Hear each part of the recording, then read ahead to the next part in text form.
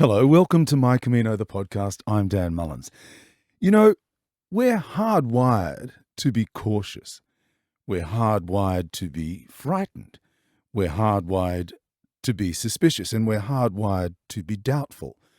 So what if you decided somewhere along the way that you were going to snip that hardwiring, to just go for it? What if you thought there's nothing stopping me, only me? Well, in this episode, we're going to explore the complexities of our ability to be ourselves. And it's an exciting journey for all of us to take with my guests. And we'll get to that in a moment. But first, as always, this is a podcast about El Camino de Santiago, or the Way of St. James. If you're new to the podcast, welcome. If you're thinking of walking the Camino and someone has suggested you listen to the hundreds of interviews here, well, your worlds just collided, and they'll keep colliding. You'll be swept away with the energy and camaraderie of pilgrims and pilgrimage. You'll find yourself taking steps, both figuratively and literally. Small steps at first, then broader strides.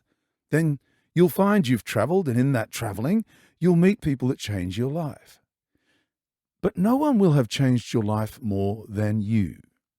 It's one of the true blessings of that striding out, beginning that journey and accepting and welcoming change. Change is one thing.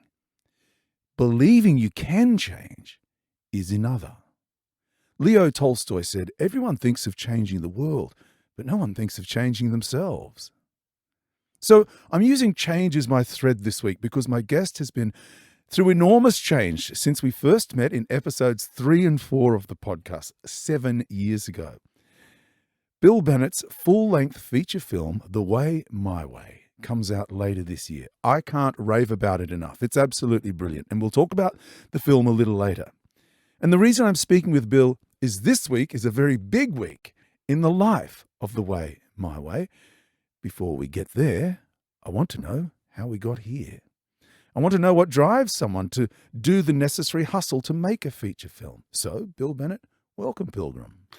Thank you, Dan. I'm a little bit disappointed, I got to say. 3 and 4. I would have liked to be in 1 and 2, but I'll live with it. Well, I can always chop those, I suppose, but I'm one of them, and my Canadian friends are number 2. Well, we'll see what we're going to do. I just mentioned that I want to know what drives you to be the hustler that you are, right? You're one of the busiest people I know. But before we get to that, you've spent the last few years working on your films and Intuition and Fear, both outstanding studies and features in their own right. What do you make of Tolstoy's quote, "Everyone thinks of changing the world, but no one thinks of changing themselves"? Well, you can't change the world until you change yourself. It's really simple.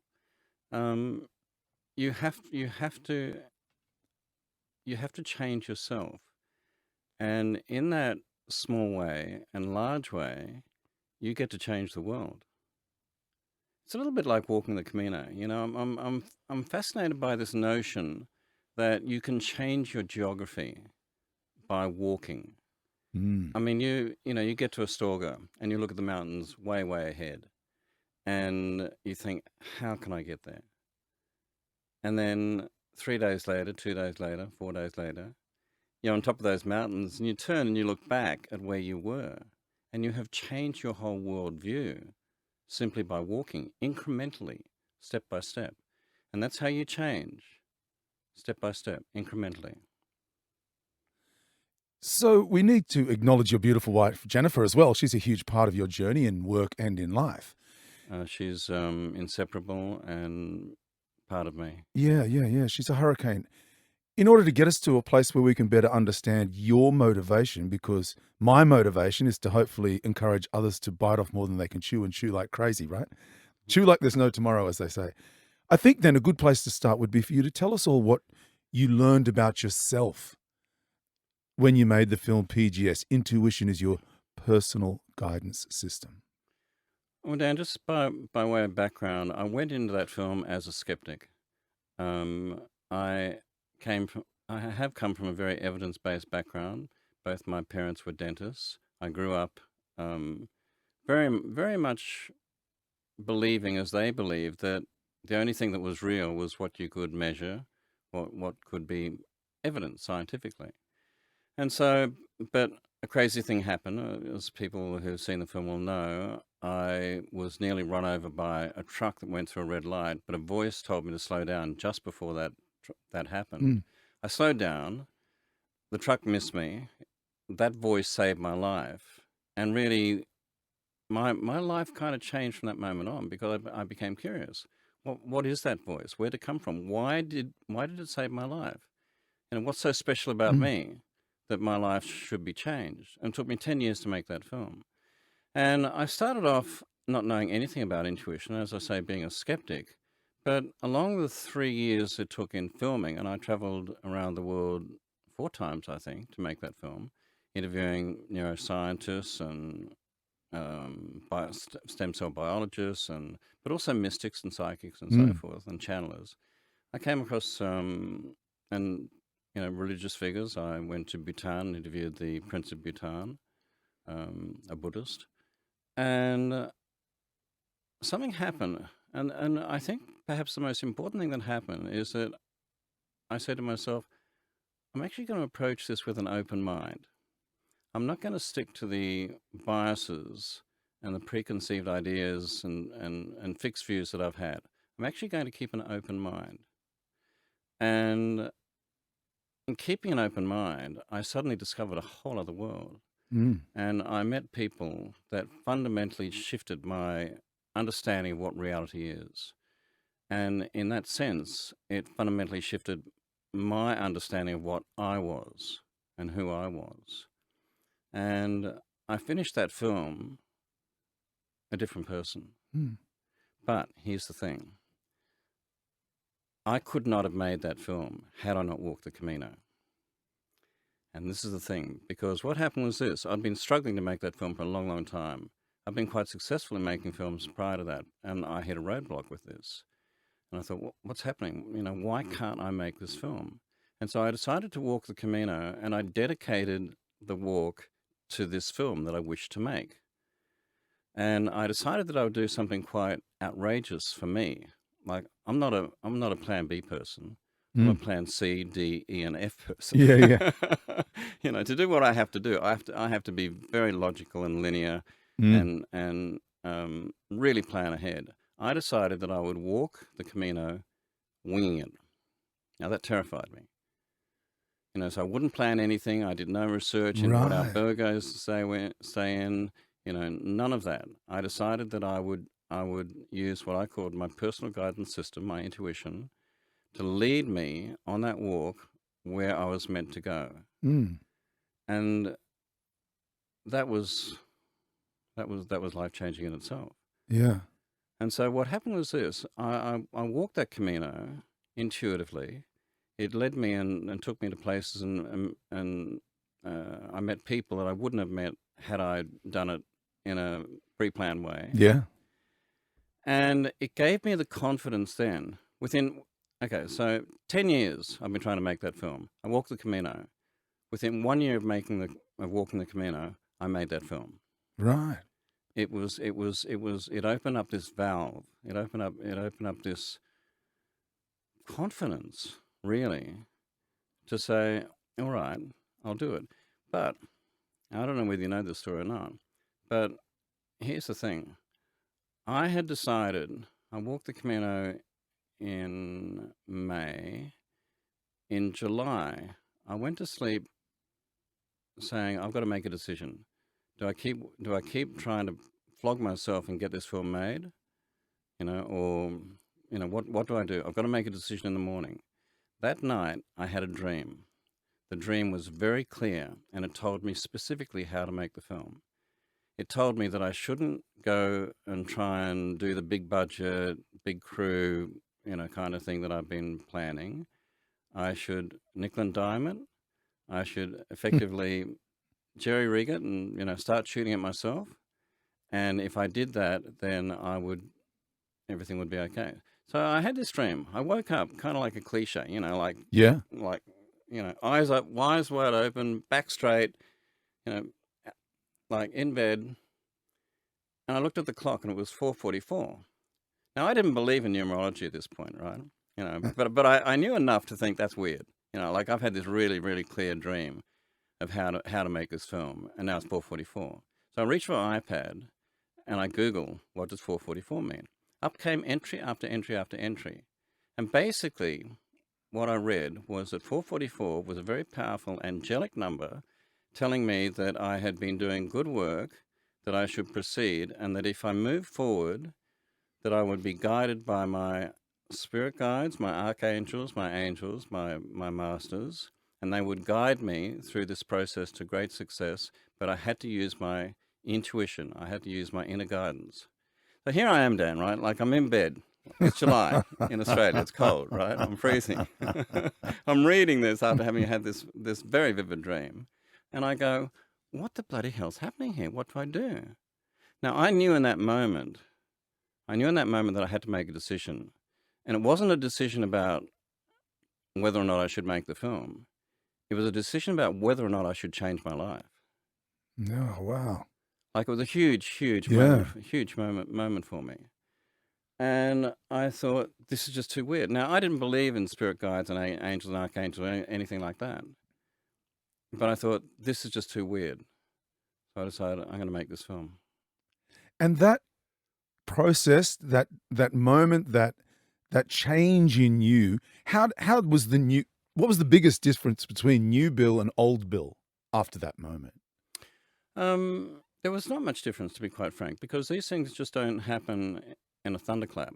You know, they happen over a period of time. And I think I think that's the way life works. You know, I think it's a gradual thing. It's not a straight line graph. Yeah. You know, I had moving forward, I had fears, I had doubts. Every time I went linear, the film stopped. It was really, really interesting. And every time I let go and trusted in my intuition and in guidance, things happened. You know, like I was financing the film as I went. So basically, I'd find some investors. I'd get a chunk of money. I'd go out and do some filming, and then the money would dry up. And then I'd go back home, and I'd be gripped by fear. I'd go, "Oh God, this film's never going to get finished. I've wasted everyone's money. And then I'd overcome that fear. And I'd sort of go, all right, now I've got to be logical and linear about how I approach this next phase, and everything would stop. As soon as I realized that the only way to make a film on intuition was by making it intuitively, then everything then slipped into place. That's great. I love that. I have a question here, but how much of what you do is gut feel, even today, as a result of that process, that intuition process? Oh, it's totally fundamentally changed everything. Every way I do everything, every thought, every action, everything. Does that make it more risky? No, because the thing about intuition is you've got to trust. Sure. As part of that film, I said the 5 processes of accurately accessing your intuition is stop, listen, ask, trust, and follow. Right. So you've got to stop, get out of your busyness. You've got to listen. You've got to listen to the pings, intuitive pings that come. Stop, listen, ask. You've got to ask. A lot of people don't realize that you actually have to ask. I asked that night I went to bed. I asked, I want an answer in the morning. And I got it in a dream. Stop, listen, ask, trust. Trust is the big one. You know, oftentimes we get these intuitive impulses. We go, oh no, it's just an odd feeling. You know, it's just weird. I'm not going to. That's too risky. I'm not going to do that. You've got to follow. You've got to follow through. You've got to action everything that you've done. So those 5 things, stop, listen, ask, trust, follow, is basically how I live my life now. And trust is a big one. So I don't question it anymore. Are those 5 things? Give them to me again. Stop. So we're so busy. You know, there are so many influences and social media and, just the business of life. You know, we're getting intuitive impulses all the time, but because of the busyness, of course, we just don't. They bounce off us. Oh, 100%. Yeah. You've got to stop. You've got to listen. So once you stop, you've got to listen. You've got to be receptive to intuitive thought and impulse. Stop, listen, ask. You have to ask. It's one thing that I've realized, and which I don't do enough. You know, I'm pretty shy about asking. Stop, listen, ask. Trust. Trust is the biggie, and then you've got action and follow. Is that not just faith? You know, it's a really interesting thing about faith, because I said to Jennifer this morning, what is the definition of faith? What is faith? Yeah. Well, And could it not be stop, listen, act, ask, trust, follow. trust, and follow?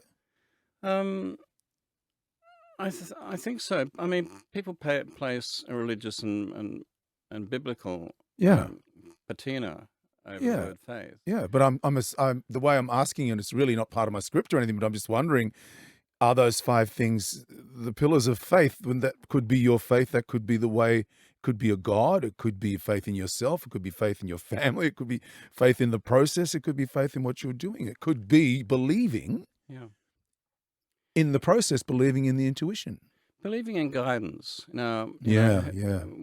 who or whatever controls that guidance is something else. Yeah. But if you believe in guidance, if you believe that everything you do, everything you think, every action that you do, every step that you take is part of guidance, then there's nothing to fear. And this is why I made the second film on fear, because as I was making this film on intuition, I realized the biggest obstacle to intuition was fear. And if you got rid of fear, then you'd have a clear run at intuition, which is pure guidance. What's one thing I can do to live with less fear? The best thing you can do to live with less fear is to come to terms with loss. What I discovered in making that film is that every fear, in some way or another, is based in loss.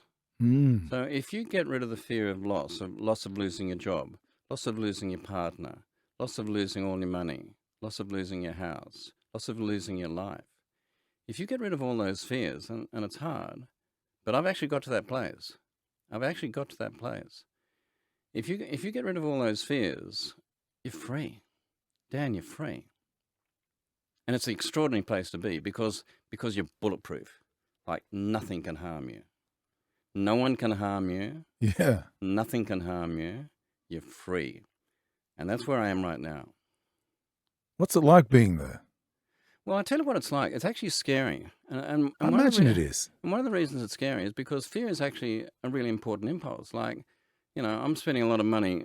Jennifer and I, we got to this place where we've run out of investor money and we're spending our own money.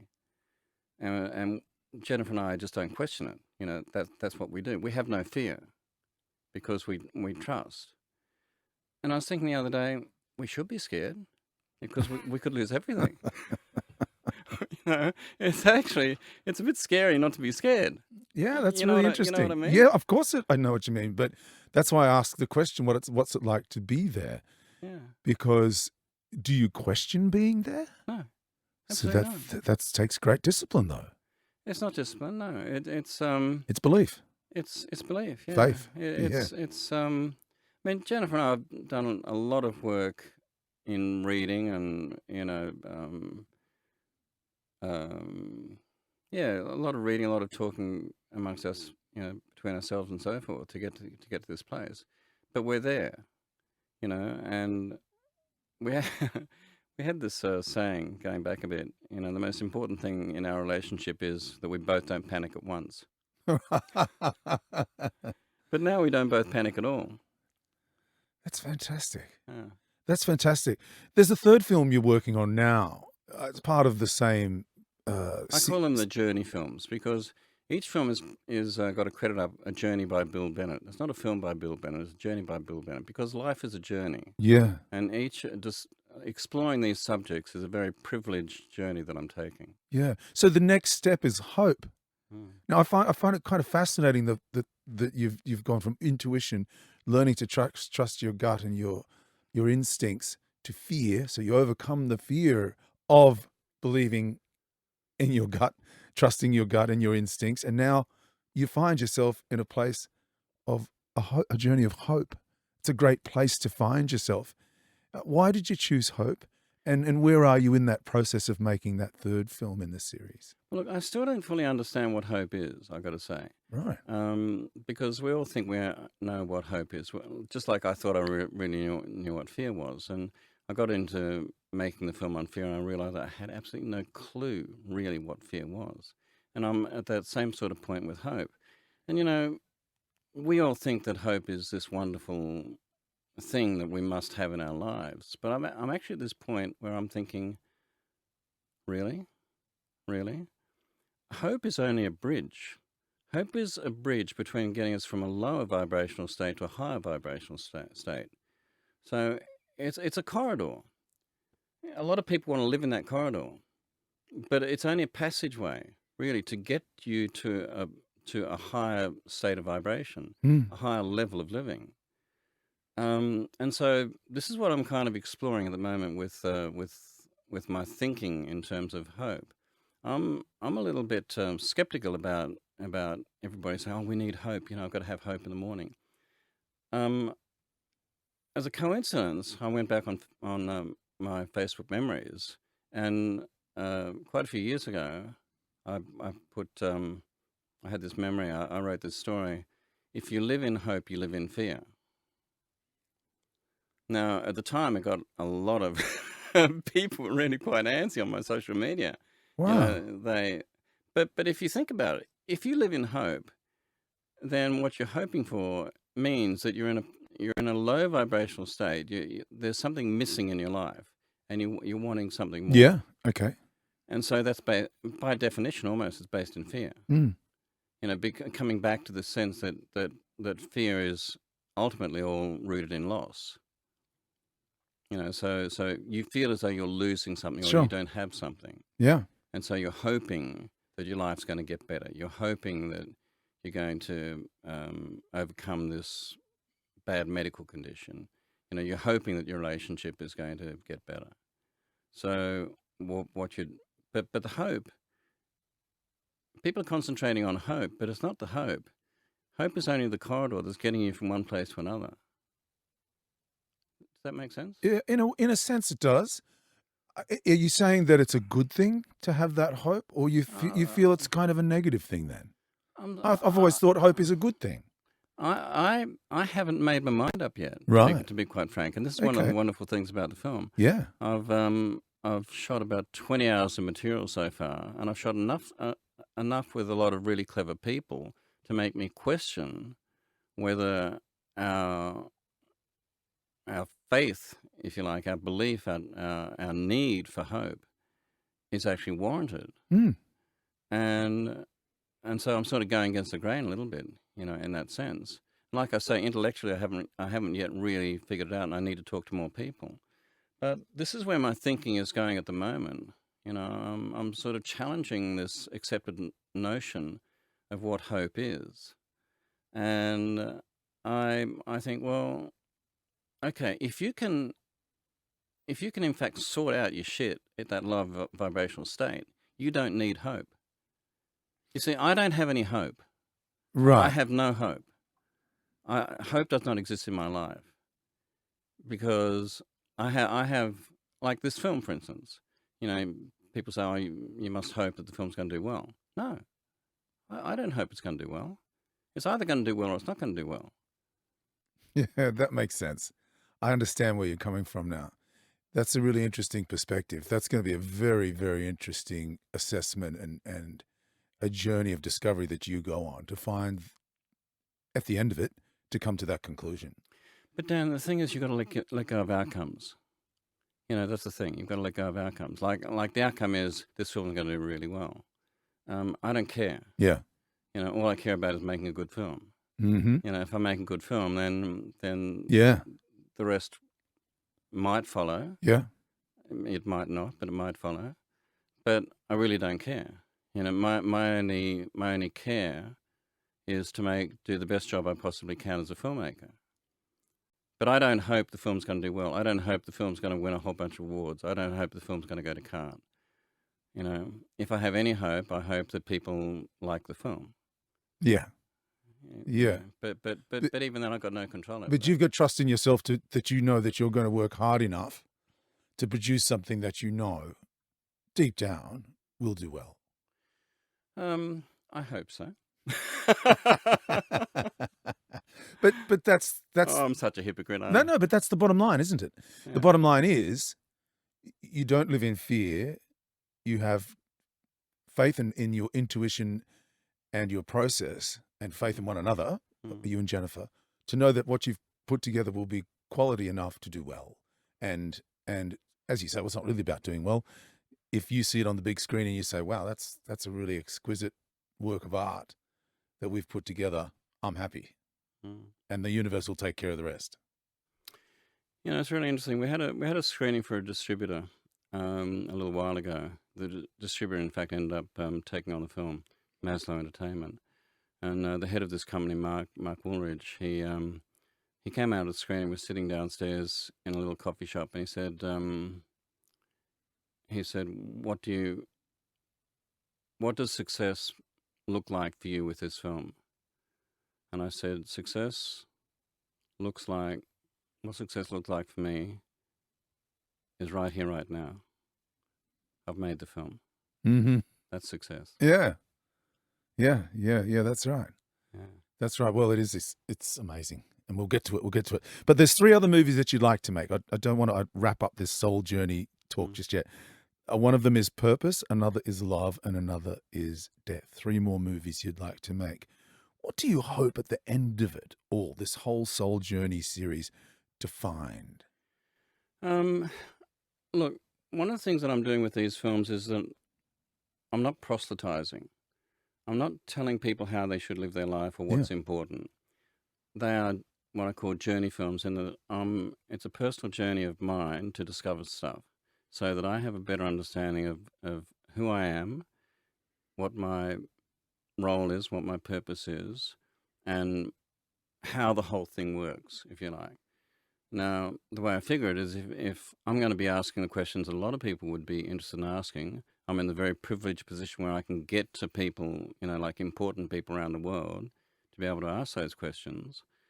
And so what I hope at the end of it is that I have a better understanding of what it's all about, Dan, really. Yeah. And like, of the 3 that I've got to do, well, 3.5 really with Hope, the one that scares me the most is love. Yeah. Like, how do you make a film on love? Yeah. And what is love? Yeah. It's really interesting with all these films, with intuition, with fear, with hope, and so forth. The very first question I ask everybody is, what is intuition? What is fear? What is hope? And when it comes to love, what is love? Because once again, we think we know. These are terms that we think we know. But when you really kind of lift the hood on it, and start to forensically look at these things, everything kind of unravels. Like, I was listening to a podcast with Carolyn Mace. Carolyn's become a friend. She's in the first 2 films. And Carolyn is a rigorous a theologian, academic, mystic. Yeah. And she said something really quite interesting in this podcast this morning. She said, people think that love is the primary factor, the primary emotion, the number one thing. But she said, no, it's not. Choice is. You can choose to love. You can choose to love someone. You can choose to love your life. You can choose to love yourself. Choice is more important than love. And I thought, wow. That's insanely clever. Choice. Isn't it? Yeah. Isn't it? Wow. Yeah. She said every choice you make, from the smallest, tiniest little choice to the largest choice, has consequences. And you have to be accountable, and you have to live for that. And those consequences then have other consequences. Yeah. So choice is the thing that is the most important thing that you can... You make a choice. That's the most important thing you can do in your life. And she said, making a choice is an act of creation.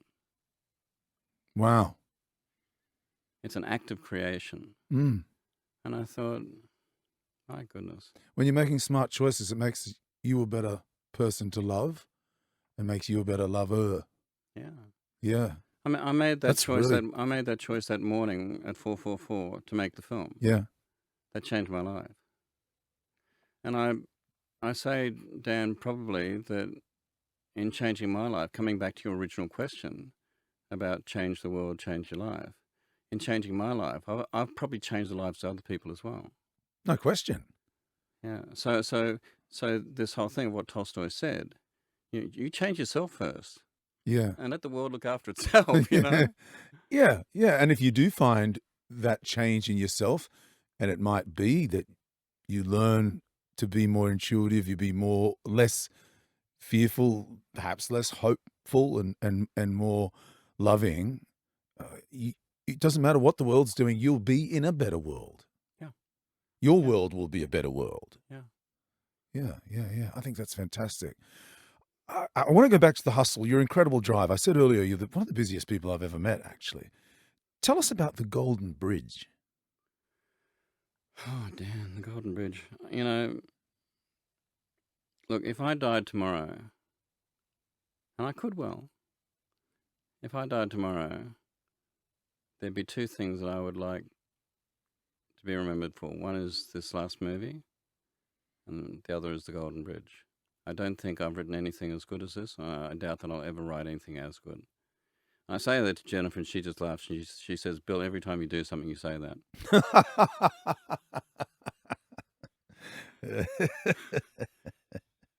She brings me down to earth.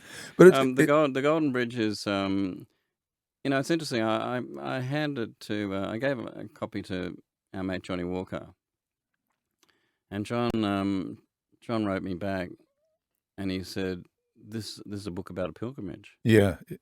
And I didn't realize that when I wrote it. It's the weirdest thing, and people talk about channeling, and oh, this was channeled as though that's something special. Every creative person is a channeler.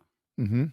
It's nothing special to be a channeler. But what happened was this: I woke up in the middle of the night with this story totally formed in front of me.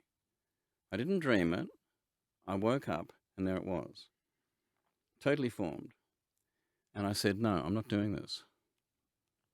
That's what I said. I was having this dialogue in the bed in the middle of the night. I don't know what time it was. And I said, "I'm not doing this. This is a stupid story. It's not the sort of thing I can write. I'm not that good a writer that I could do this anyway. There'd be no commercial interest in it. I'm not doing it." And they came back and they said, "Buddy, you're doing it." And I said, "I'm not going to spend 6, 9 months, 12 months of my life writing something that no one's going to read." And they said, "Buddy, you're doing it. And you're going to start tomorrow morning."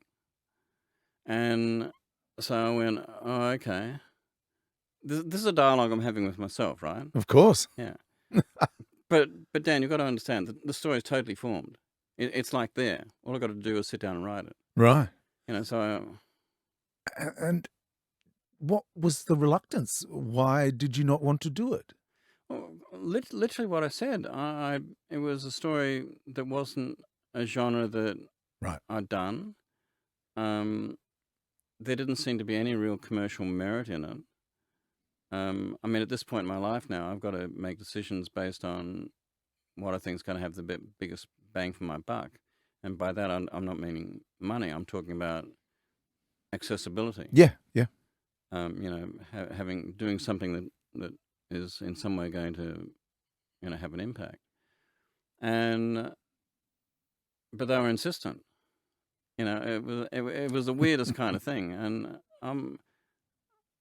I've now reached this point where I take these kind of conversations seriously. Yeah. Like before PGS, I wouldn't have. I would never have entertained it. And so what happened was I went down, not that morning, the next morning. I had my 2 double espressos at about 4 a.m.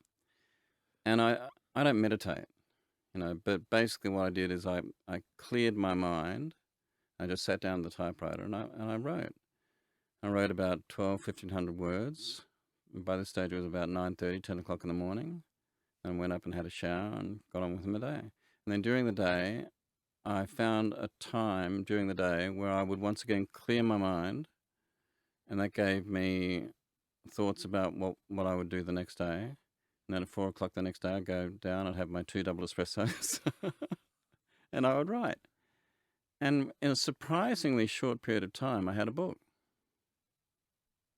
How amazing. I was talking to somebody who read the book this morning. I was walking to work. This fellow gave me a call. He's an elderly gentleman. He's recently lost his wife.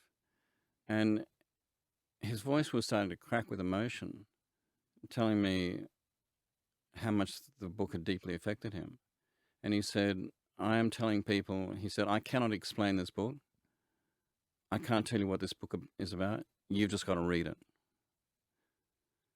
And I tell you what, that made my day.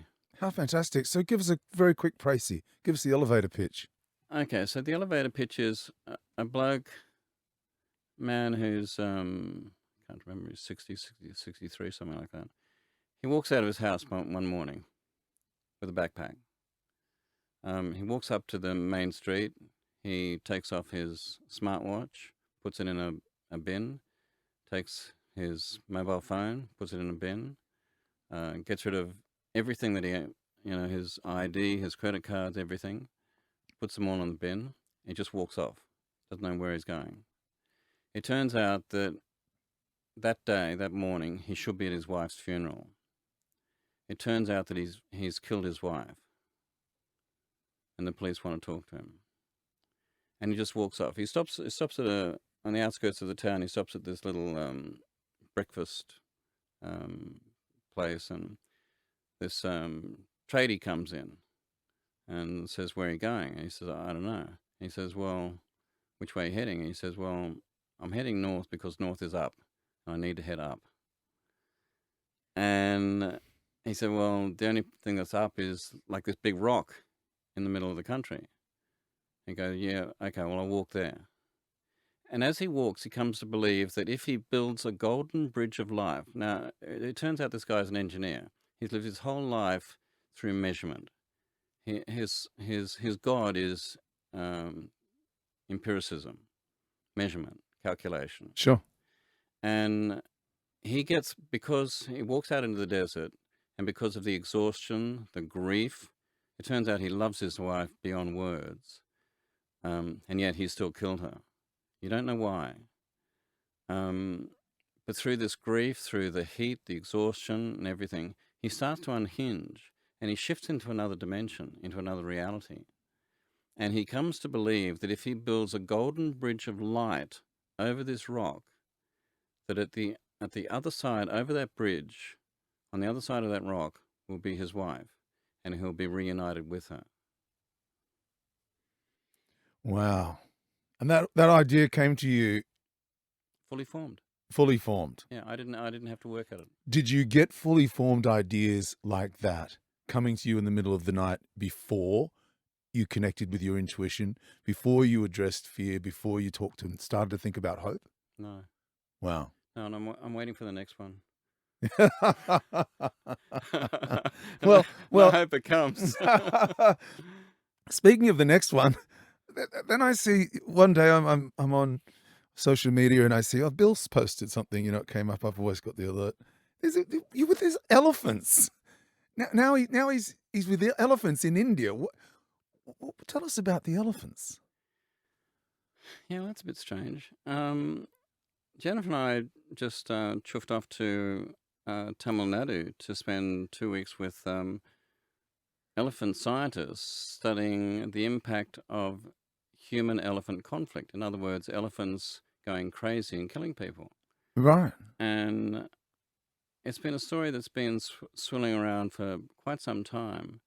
A story of an elephant that is separated from its baby, and about a mother. The elephant, in fact, has killed this woman's daughter. The mother elephant has killed the mother's daughter. Is it a true story? It's partly true. Wow. And the villagers take what they call this rogue elephant away, a long way away, but it's separated from its daughter, from the baby elephant. And the mother decides to take the baby elephant back to the mother. And in the process, deals with her grief. Wow. Yeah. Wow. What a great story. So when or where is that? Were you shooting when you were there, or were you just doing your research? Just doing the research, and I didn't realize, Dan, how dangerous elephants are. Mm. Like, they're really, really dangerous. And it's on the runway. It's on the runway. Well, what's also on the runway and this is a big question. Before we get to the question, start that again. And now to the big question. Before we get to the way, my way, tell me how a bloke diagnosed with Parkinson's disease continues to hustle. I mean, it's extraordinary, Bill. You look as calm as I've ever seen you here.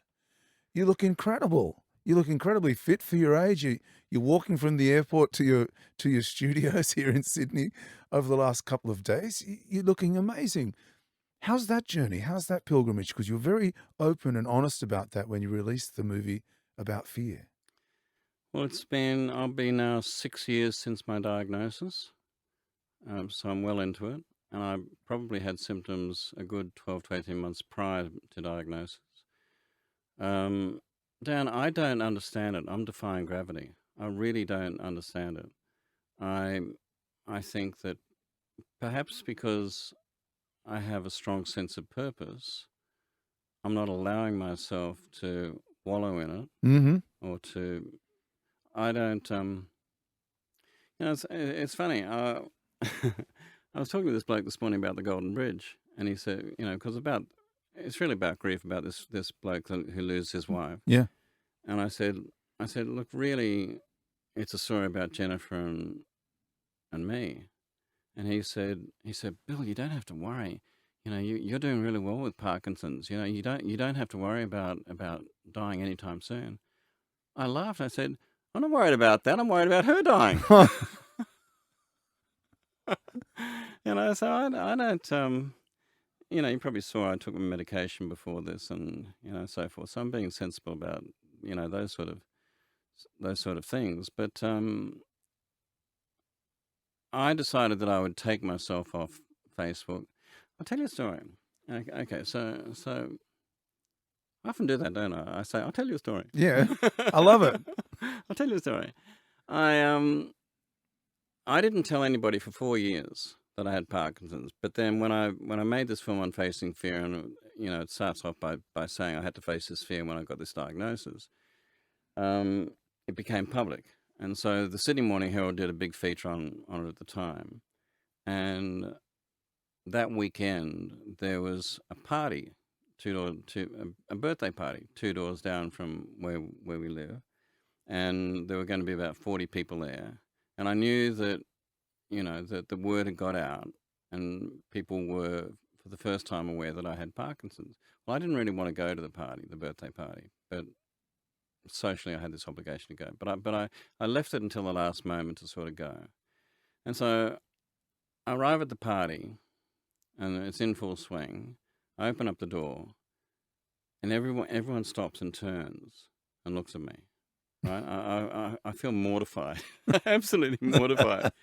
And they're all looking at me, like Bill's got Parkinson's disease. And somebody rushes forward and says, Bill, here, let me take that wine. So they take the wine.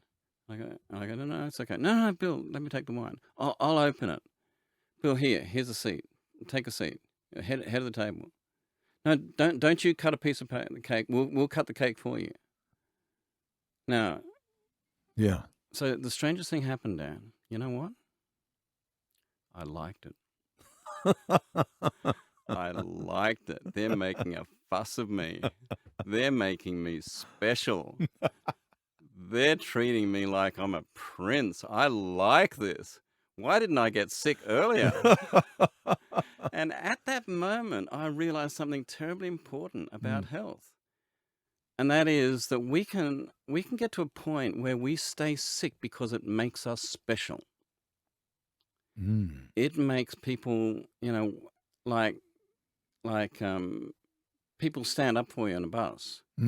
Even simple things like that. But this notion that we keep sick, we keep ourselves purposefully sick with disease because it makes us special. It gives us a certain hierarchy.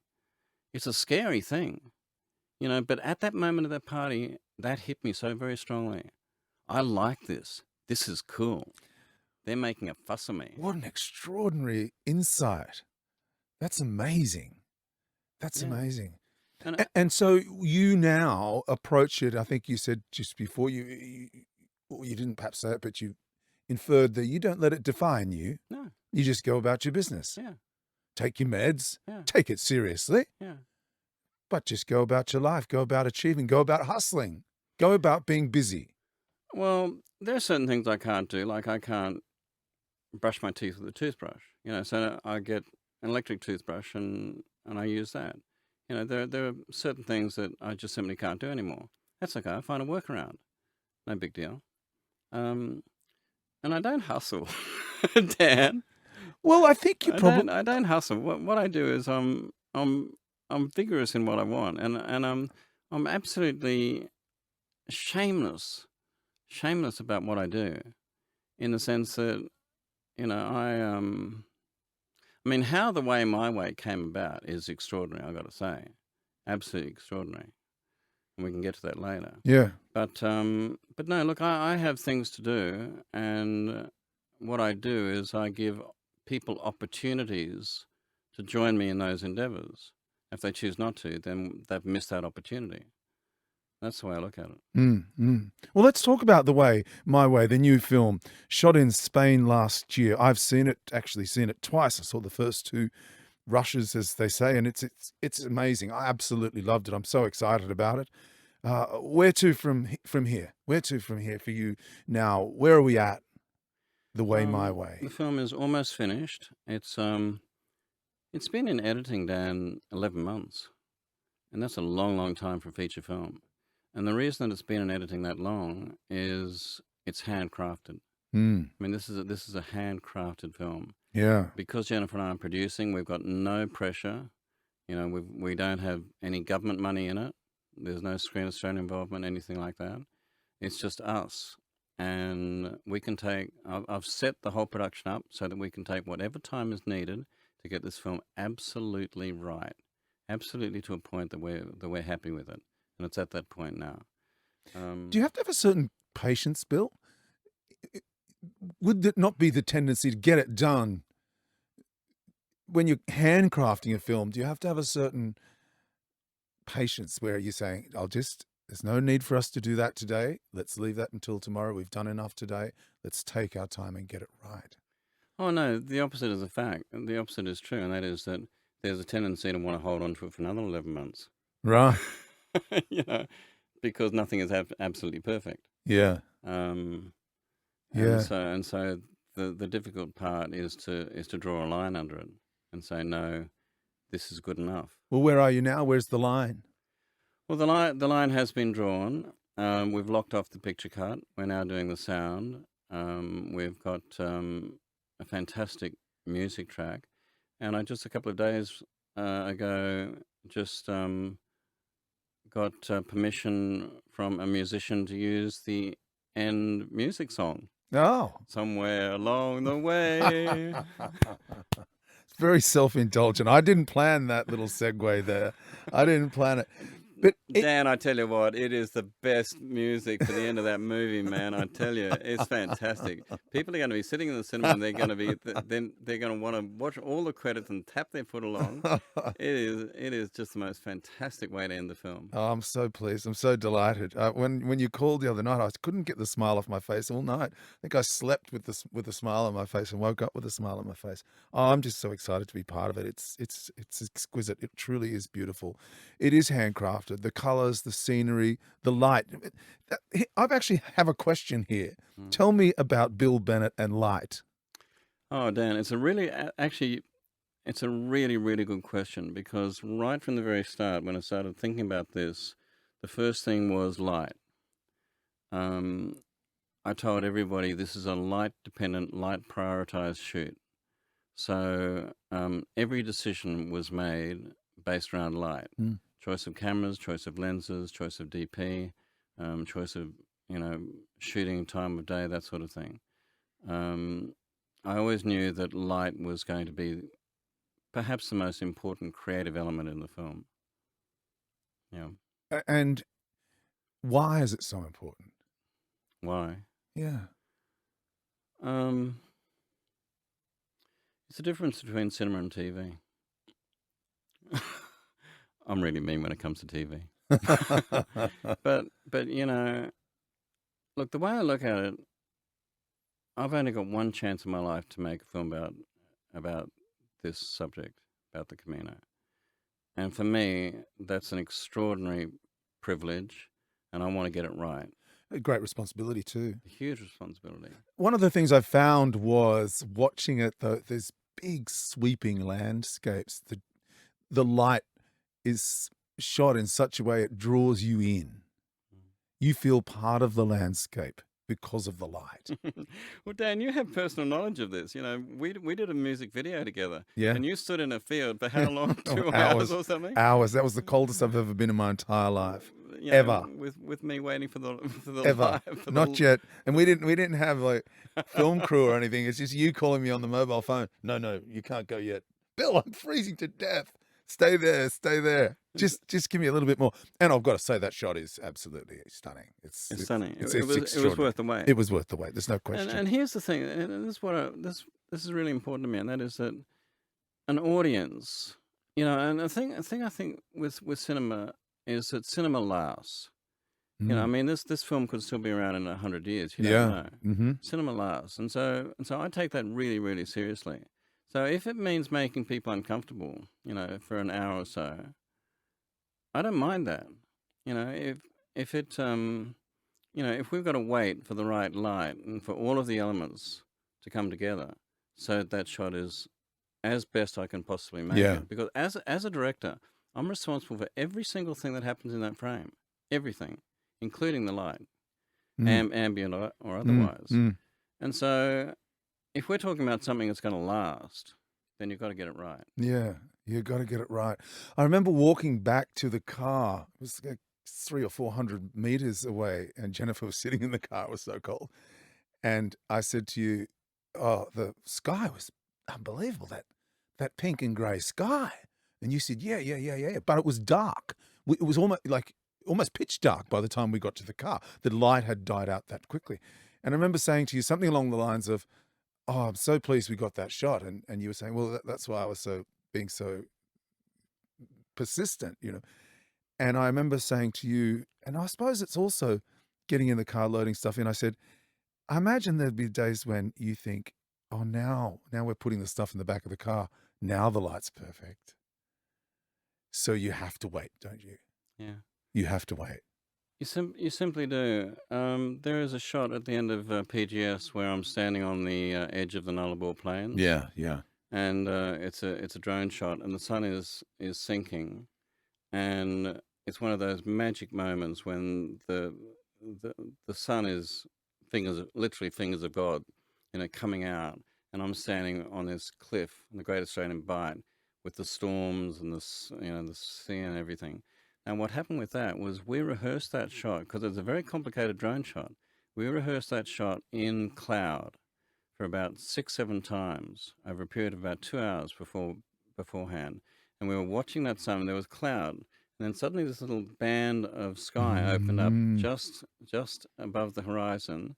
And I remember saying to Scotty Last, the drone operator, we've got one take at this. One take. And as soon as that sun drops down into that little tiny band, we've got about 3 minutes to get this shot. If we don't get it, we've missed it.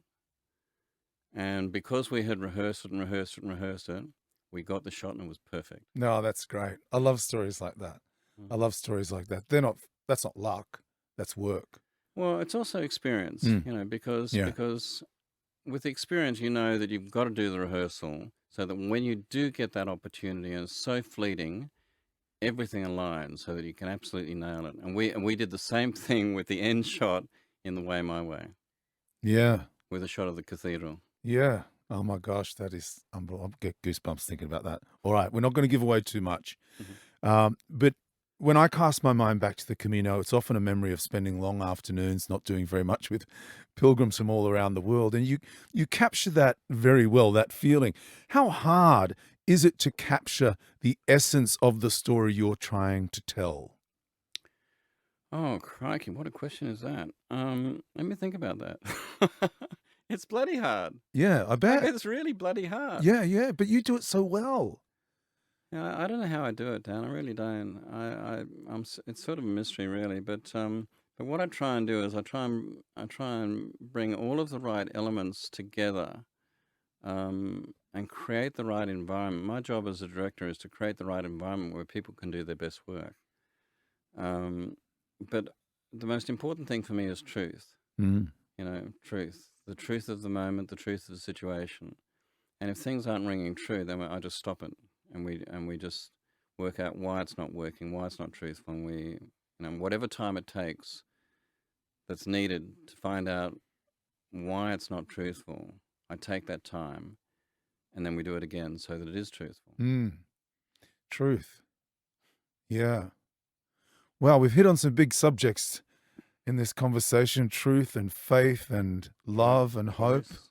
Choice as well.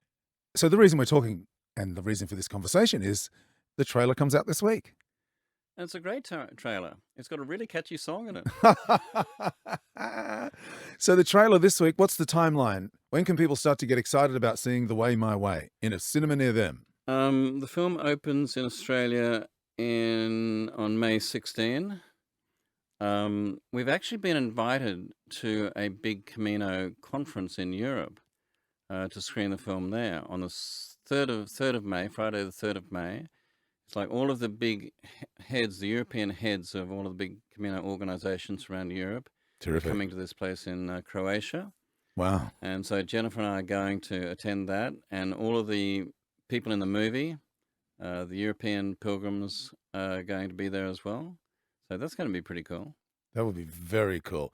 So May 16 in Australia. What about an international date? We're not quite sure about that, but one of the things that we're thinking about is actually having a big event online screening. So for people who are interested in the film, and it hasn't yet opened theatrically, and Dan, as you know, this is a film that's got to be seen in cinema. Oh yeah.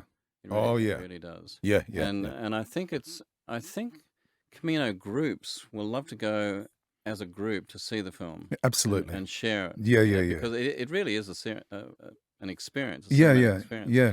But we're thinking of doing like a one-off online screening, global, just to show people the film.